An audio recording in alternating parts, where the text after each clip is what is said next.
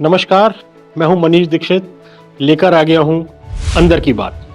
अभी आपने हाल ही में देखा होगा कि मोदी सरकार ने कुछ निर्देश दिए और वो निर्देश मध्य प्रदेश समेत अन्य राज्यों में जो है लोगों ने उसको इम्प्लीमेंट किया। निर्देश क्या थे? निर्देश ये थे कि जो हर राज्य में राजभवन है उनका नाम लोक भवन किया जाए, क्योंकि सरकार का जो ये प्रयास है ये निश्चित ही सराहनीय है। क्योंकि क्या है, दरअसल राजभवन से ब्रिटिश काल की या हम कहें कि औपनिवेशिक काल की यादें जुड़ी हुई हैं। लेकिन बड़ा सवाल यह है कि क्या नाम बदलने से सब बदल जाएगा?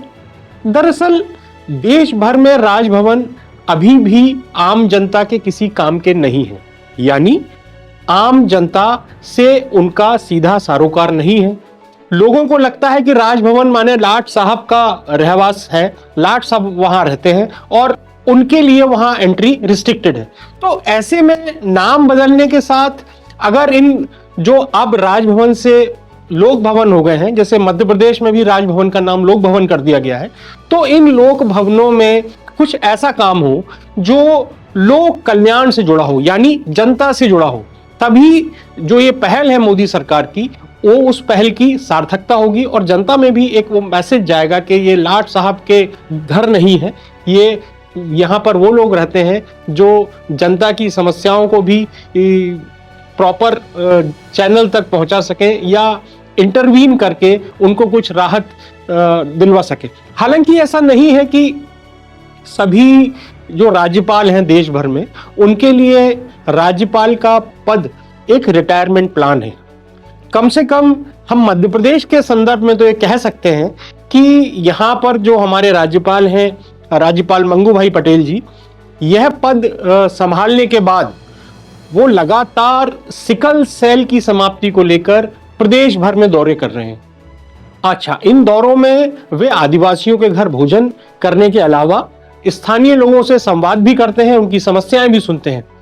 यदि नियमित रूप से ऐसा संवाद, भोजन और जो भी लोगों की समस्याएं हैं वो राजभवनों में उनका निराकरण हो तो जाहिर है उससे जो ब्रिटिश काल की पहचान से बाहर निकलने में इन राजभवनों को मदद मिलेगी और आम जनता के बीच अच्छा संदेश जाएगा। कोई भी आम इंसान सीधे अपनी समस्या लेकर अगर राजभवन, जो अब लोक भवन हो गया है, वहां जाए और उसको ये विश्वास हो कि हमारी समस्या का निराकरण यहाँ हो सकता है या कोई हमारी समस्या सुनकर उसको सही जगह पहुंचा सकता है, तो ये पूरा जो एपिसोड है, जो पूरा ये निर्णय है, जिस इंटेंशन से किया गया है, वो जो फलीभूत है या वो अपने सही नतीजे पर पहुंचेगा।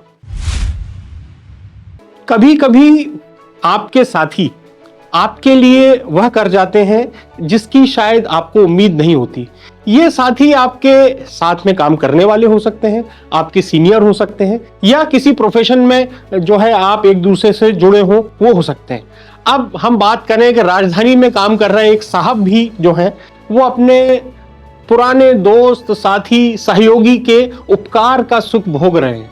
दरअसल उन्होंने अपने कार्यकाल के दौरान अपनी अधिकांश सेवाएं हमारे एक पड़ोसी राज्य में दी। उस दौरान एक वरिष्ठ के संपर्क में हुए आए जिनसे उनके संबंध मधुर हो गए, उनकी वेवलेंथ मैच हुई, दोनों के संबंध ठीक ठाक रहे।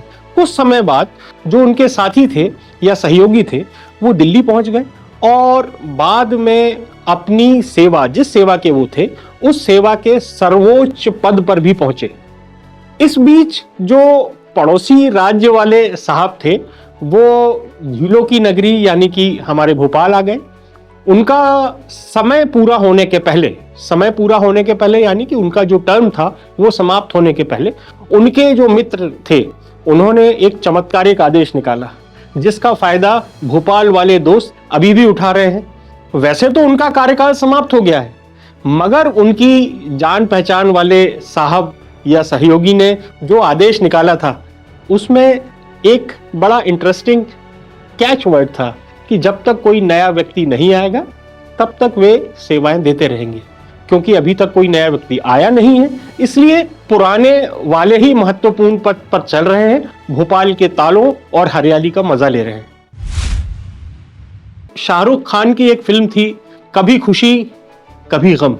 तो वैसा ही कुछ स्थिति हमारे मध्य प्रदेश में चल रही है कि कुछ लोगों के लिए अभी एक फैसला जो भारतीय जनता पार्टी के हाईकमान ने लिया है वो खुशी लेकर आया है, और कुछ जो है उससे थोड़ा दुखी हो गए हैं, या हम कहें कि निराश हो गए हैं। दरअसल मोहन सरकार के 2 साल हो गए हैं। शायद इसीलिए कुछ नेता बड़ी उम्मीद में बैठे थे कि बिहार विधानसभा चुनाव के बाद मध्य प्रदेश में मंत्रिमंडल में कुछ फेरबदल होगा, और इसी के चलते उन्होंने अपने राजनीतिक आकाओं की परिक्रमा भी शुरू कर दी थी। दरअसल मंत्रिमंडल में संभावित फेरबदल को लेकर 2 तरह की स्थितियां हैं। पहला, वो जो मंत्रिमंडल में जगह पाने के लिए बेताब हैं, और दूसरे वो जिनको अंदेशा है या खुटका है कि शायद उनकी कुर्सी जा सकती है। इसकी वजह चाहे उनका एक्ट हो या उनका परफॉर्मेंस हो या कोई ऐसे विवाद की स्थिति बनी हो जिसके कारण उनको लगता है कि उनकी कुर्सी जा सकती है। अंदर की बात यह है कि मंत्रिमंडल में जो मध्य प्रदेश का मंत्रिमंडल है उसमें होने वाले फेरबदल को फिलहाल टाल दिया गया है। दरअसल कवायद तभी होगी जब पार्टी को, यानी कि भारतीय जनता पार्टी को, नड्डा जी का रिप्लेसमेंट मिल जाएगा। नड्डा जी माने दिल्ली में जो या राष्ट्रीय स्तर पर जो भारतीय जनता पार्टी के अध्यक्ष हैं, वो ऑलरेडी अपना जो कार्यकाल है वो बहुत आगे उसके काम कर रहे हैं। 2 बार एक्सटेंशन भी मिल चुका है, और पिछले 6 महीने से या हम कहें 1 साल से लगातार ये चल रहा है कि अब नड्डा जी का रिप्लेसमेंट आएगा, नड्डा जी का रिप्लेसमेंट आएगा। कुछ कारणों से वो रिप्लेसमेंट अभी तक आया नहीं। हालांकि दिल्ली में उसके लिए जोड़ तोड़ जारी है, मगर इसके चलते वे नेता थोड़े निराश हैं जिन्हें लगता था कि फेरबदल में उनकी किस्मत बदल सकती है। इसके इतर मंत्रिमंडल के जिन नेताओं के सिर पर तलवार लटकी हुई है, उनको यह जो संदेशा है ये उनके लिए एक खुशी का संदेशा कह सकते हैं, क्योंकि उनको डैमेज कंट्रोल का टाइम मिल गया है। इसके अलावा जो कुछ शिकायत वीर हैं उनको भी ये हिदायत दे दी गई है कि यहाँ के मामले यानी कि मध्य प्रदेश के मामले आपस में बैठकर सुलझाएं। दिल्ली इसमें हस्तक्षेप नहीं करेगी। यानी जो नेता शिकायतों का पुलंदा लिए घूमते थे उनकी यात्राओं पर भी फिलहाल विराम लगेगा।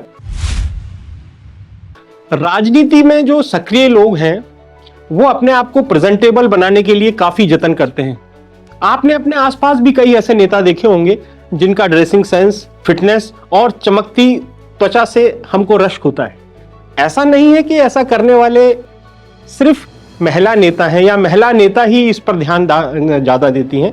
हमारे आसपास कई ऐसे पुरुष नेता भी हैं जो अपनी साज सज्जा का बहुत ख्याल रखते हैं, और यह बात केवल मध्य प्रदेश तक सीमित नहीं है। अगर हम राष्ट्रीय स्तर पर भी देखें तो बहुत सारे ऐसे नेता हैं कि जिनको देखकर लगता है कि इनका ड्रेसिंग सेंस बहुत अद्भुत है, इनका जो बॉडी, जो उनका शेप है, body shape in the sense जो फिटनेस है, उनकी जो फिटनेस है वो बहुत बढ़िया है, उसके लिए वो मेहनत कर रहे हैं। अब एक बात करते हैं एक महिला नेता की, जाहिर है मध्य प्रदेश की महिला नेता की, जिन्होंने हाल ही में डॉक्टर से मिलकर अपनी कुछ समस्या बताई। काफी गंभीरता से सुनने के बाद डॉक्टर साहब ने उनको सलाह दी कि मैडम मेकअप जरा कम करिए, क्योंकि केमिकल युक्त जो प्रसाधन आप उपयोग कर रही हैं उससे आपकी त्वचा को नुकसान हो सकता है।